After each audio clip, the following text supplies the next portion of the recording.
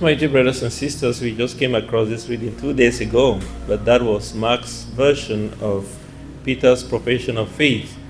In the Catholic Church, this text is very, very important for us, especially to talk about the importance of the papacy, the fact that we honor, but we respect and we uphold the authority of the Pope, stated from this, and this becomes the beginning of the tradition that is being handed down from generation to generation, the tradition of the Church.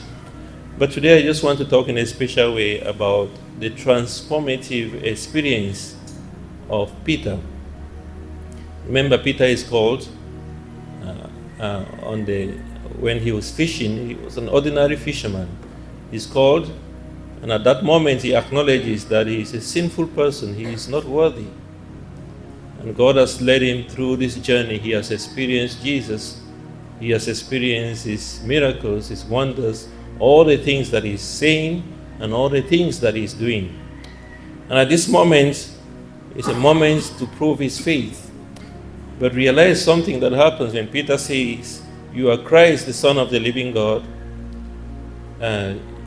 Jesus says to him, "Flesh and blood has not revealed this to you." That means it is not by your power that you've been able to say that. It is not by your might that you've been able to say that, but by the Spirit of God himself. Flesh and blood has not revealed this to you, but my heavenly Father. So therefore, when Peter professes that, it is through the power of God that he does that. Remember, later on, even after Jesus had given him this authority, and he says, "You are Peter, and you are Christ." And he said to you, "You are Peter, and upon this rock I will build my church." And he gives him the keys of the kingdom of heaven.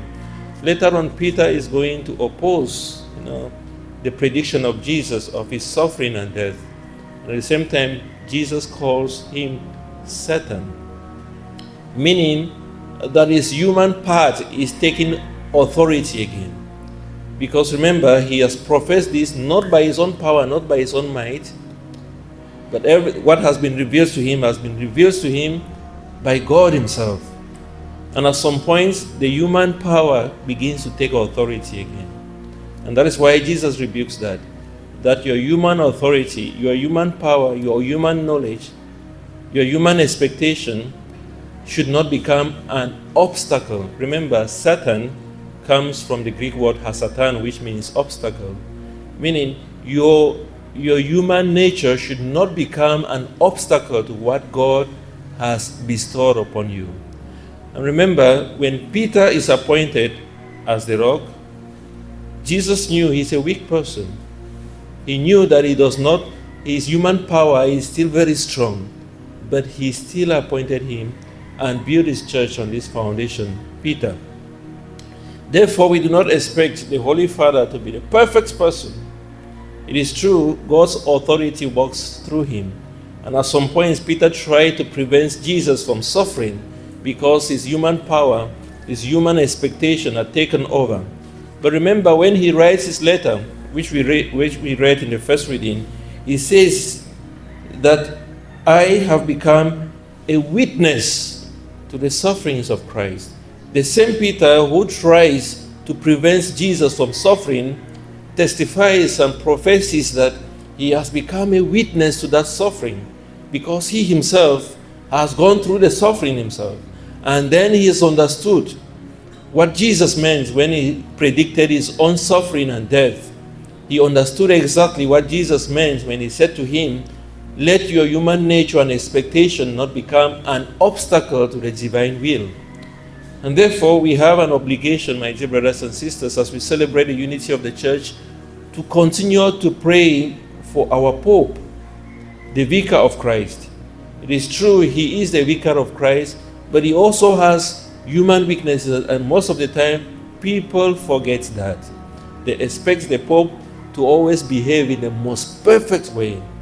And there are many popes down the centuries that have made mistakes, that have made terrible mistakes. If you read the history of the church, there was even a time when there were two popes in the church. When popes could not agree with each other and they said, okay, we elect ours, and these ones elect theirs.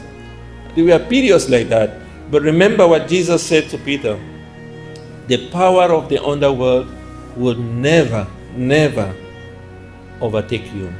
Meaning that the devil would have no authority over the church.